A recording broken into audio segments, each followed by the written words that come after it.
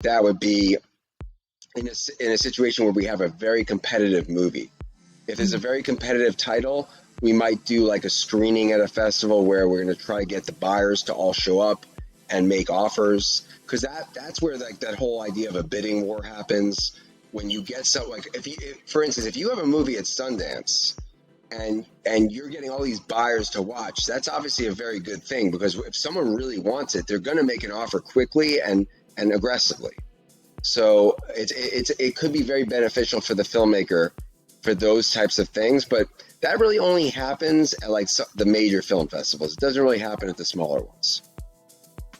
Wow, like Cannes, which is one of the largest. Yeah, I mean, like Cannes a marketplace too, right? So we go there because that's where a lot of business happens. But I'm talking about like TIFF and Sundance and South by. Those are like the ones that like really could get you a nice price tag for your movie, because it's a very prestigious festival. Wow. Well, I didn't know about TIFF, so I'm going to definitely do my research on TIFF.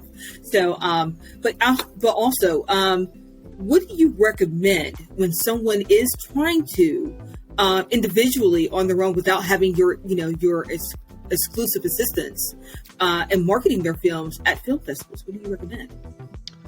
Well, look, a lot of people go to again, the bigger film festivals. A lot of them will go there with representation already. They like when we. So a lot of times when you put the movie in, a lot of filmmakers are getting good with this. They don't put their movie on IMDb right away, but the ones that do, we go fishing, right? Like buyers and salespeople will actually go find those movies, make the calls to talk to the filmmakers, because they want to get their claws in it, right? They want to be part of that movie.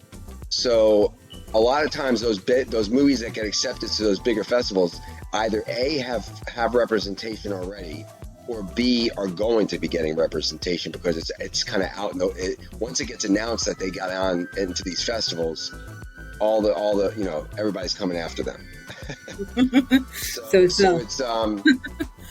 So I'd say that's probably the majority, but there's always going to be some that do not have that. But a lot of times those are savvy filmmakers. They're like, oh, I don't need that.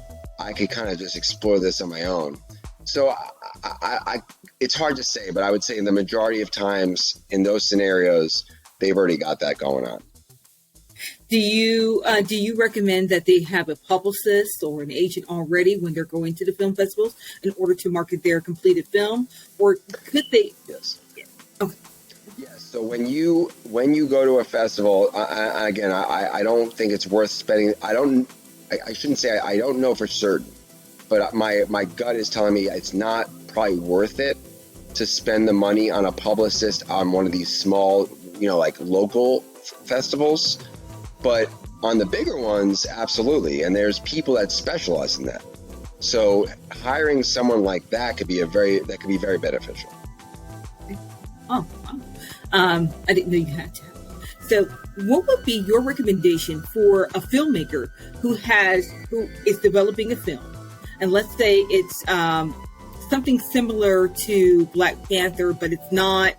But then, let's say a bigger filmmaker that's bigger than the independent filmmaker has something similar that they're both working on, but the other one is more of an A-list filmmaker. They're kind of big, well-known. They've already have the contacts versus a smaller individual. What would you recommend in order to kind of compromise and get them, and what would get them to be more of a player between the supposed competition in that sense? Well, if that was to happen, again, depending on the level we're talking about, if one of them's like a monster and the other one's at a pretty good level but still smaller, I've heard stories. I've never been part of it, but I've heard stories where they squash it, and whether they buy them off. Because you wouldn't want a movie to come out at the same time as another movie that, let's say, is $100 million, if the let's call it the $10 million movie could potentially be hurting the bigger movie. So again, I've heard stories, never been part of those stories, never really saw it with my own eyes. I don't think it goes over very well. I mean, but on the smaller scale, if it's like a really small movie, they're not going to worry about it because they're not going to be thinking they're going to be getting the kind of traction that the bigger studio movie would be getting.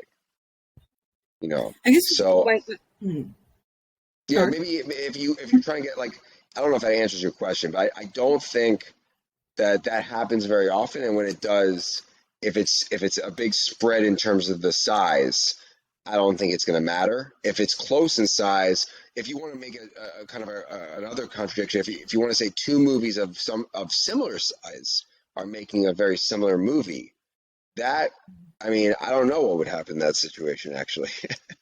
But it does happen. And here's the thing. I know studios, and I'm sure you've heard this before, studios sometimes will shelve a movie. They'll put it away and not even release it until after the win, let's say the actors